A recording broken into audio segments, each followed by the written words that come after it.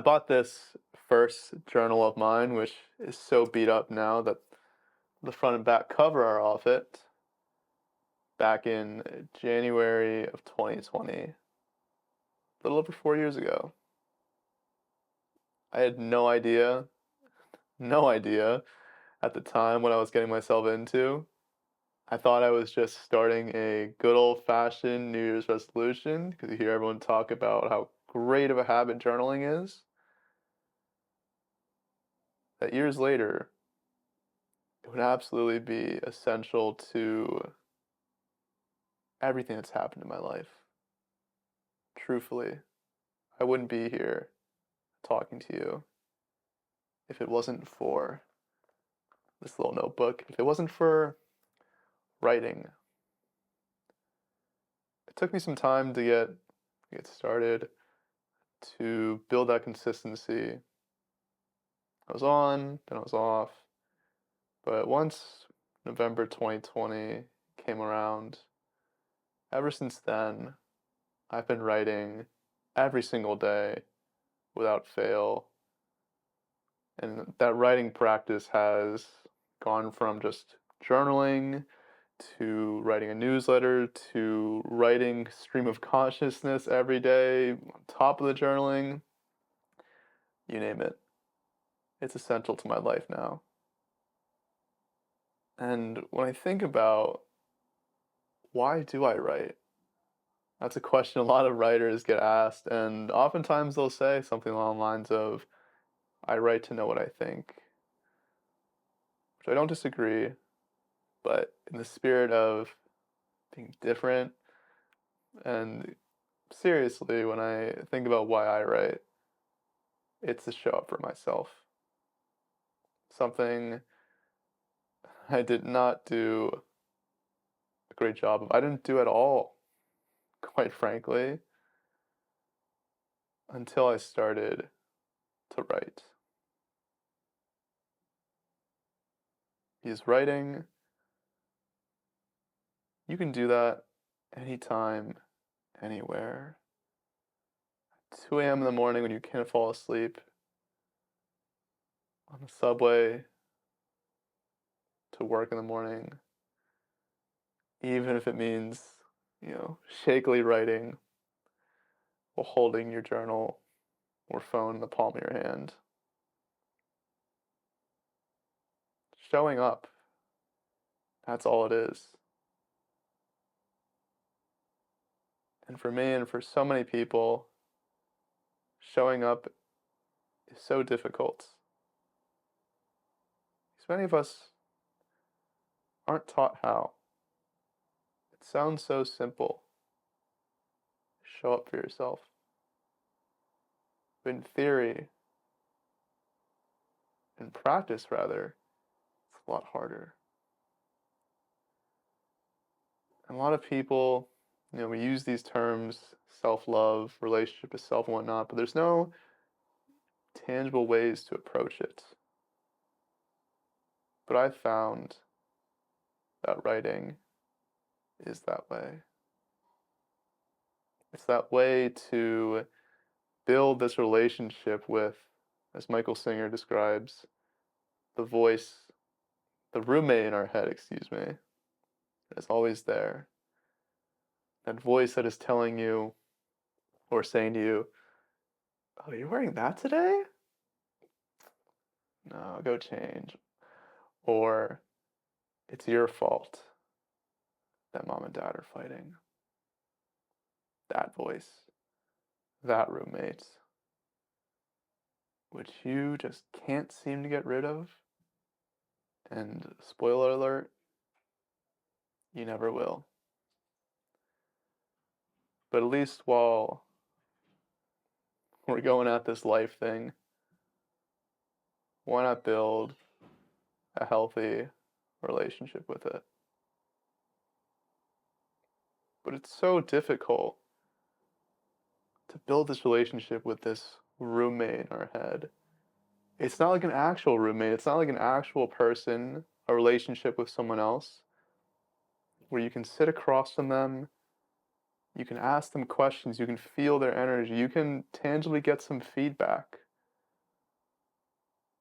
But with yourself, there's not really that opportunity. It doesn't feel real, it doesn't feel solid, this self, this relationship with self. That's why it's so easy to absolutely just beat ourselves up, to be our worst critics. Because we have no idea how we're showing up for ourselves because there's no feedback. This voice, our life, they're intertwined. There is no tangible feedback from someone else to tell you you're being kind of an asshole right now to yourself. And not to mention, deeper than that,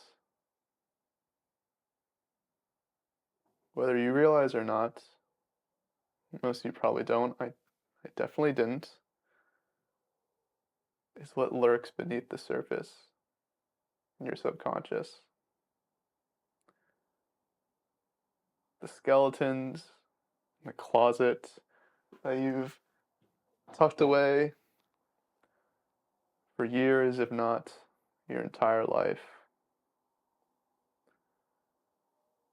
Those moments that hurt you when you're young, that were never healed.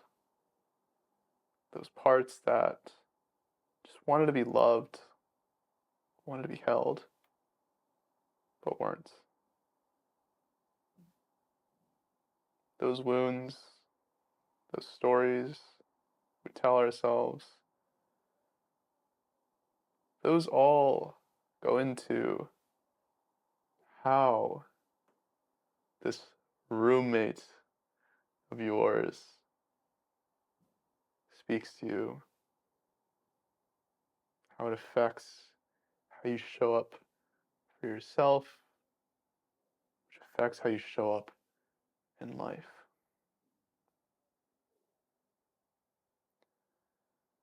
And many of us, we avoid having these conversations with our roommates because we know it's going to be painful, it's going to be uncomfortable. Chances are you're not comfortable with being uncomfortable, you're not comfortable with being vulnerable and talking about these sort of deep, painful experiences of yours. And so you avoid them. You leave them tucked in the closet. But the thing is, when you leave them in the dark, whether you realize it or not, they drive your life. They're telling you it's your fault. They're telling you to do this or to be that way. Because, as Carl Jung puts it, I believe this is the quote, but until you make the unconscious conscious, it drives your life. You call it fate. That's exactly how my life was. For a good 20 some years, my life, I thought I was living it. But boy, was I wrong. It's like an iceberg. You only see the surface. What you don't see is everything underneath. Everything that you've tucked away so brilliantly. Because your mind it is powerful. It is the most powerful supercomputer that will ever exist. So you betcha it's gonna be pretty good at hiding things from you that you don't want to think about. You want to avoid that pain and discomfort. Because you're human. You're human. You're wired for comfort, for safety, for familiarity. And so you do your darn best to not talk to that roommate in your head, to never sit down with your roommate. You just sort of cohabit this space together. And you wonder why there's so much drama. There's no communication between you and your roommate. Communication is vital. It's essential to any healthy, loving relationship. And if you don't communicate with yourself, you're not going to have that.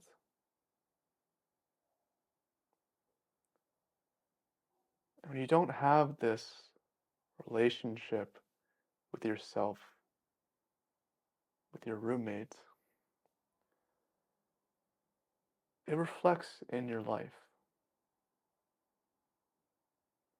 You're not able to live your life the way you want, to do the things you want, to be how you want to be, to show up how you want to show up in the world. Because you're battling yourself day after day. And oftentimes, I hate to say it, it's a losing battle. A losing battle. And the more and more I talk to people my age and older, younger, across the board, it's so apparent to me that cultivating a relationship with yourself is so, so important.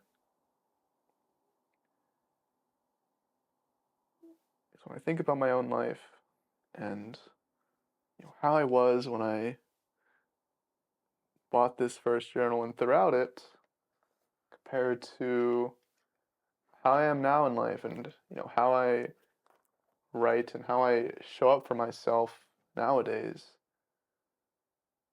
there could not be a more remarkable transformation. And that's why I'm so, so inspired and passionate about writing as a way to serve as a vehicle for your transformation. There's so many approaches you could take, but this is just my approach, what I personally found. Quite honestly, I've just stumbled and grabbed in the dark to figure out. I looked at all the different writing I do and tried to make it a little bit more sexy for you and put some names to it and all that. But this is just the approach that I've just kind of fallen into over the years that has absolutely transformed my life. As I said, I wouldn't be here talking to you. I wouldn't be living my dream if it weren't for writing. So my hope, my intention is to hopefully give you an idea of this approach, to explain, I guess, sort of the why or the the layman's psychology or whatever you want to call it behind everything, and just walk through this process, walk this journey, this path with you step by step. Because one thing that I've found, there's a lot of videos about how to journal and not, which, by the way, journaling is a component, but it's not the only thing. There's other pieces as well, which aren't really journaling specific, which is why I call this transformational writing, not transformational journaling. But I haven't seen too many people actually go in depth with how they write. They give you some prompts, they give you some direction, but some people, they need to experience it. They need to be there with the person. They need to hear you, to see you read over your journal entries as if you're poring over them on a Sunday morning at a coffee shop. It takes a little vulnerability and openness, but that's exactly what is required in nurturing any relationship with others, and especially yourself, as you'll start to realize as we embark on this journey. So I'll leave a link to, I guess, the HQ, our our headquarters, our treehouse for this adventure of ours that we're going to go on. And I'll probably update it from time to time. It's all just a working draft. But everything will be there, everything you need. And the way that I've got this structured in my head is the first set of videos, again, is going to be the why, explaining things. And the second half is going to be the how, in which I will detail out the approaches, the components of my writing practice. And I'm literally going to show you and sit down and read you the writing I've done. Some pretty touchy-feely stuff, but I believe it's important in order to really allow everything to sink in.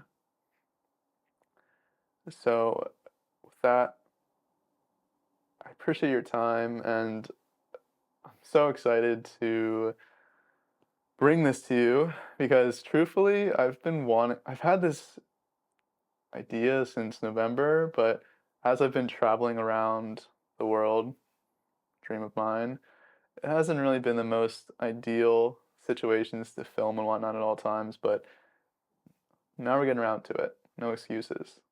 So I'm excited to walk this path with you, but above all, for the growth, the transformation I'm certain you'll experience. So with that, thank you for your time. I'm grateful for you, and we'll talk soon.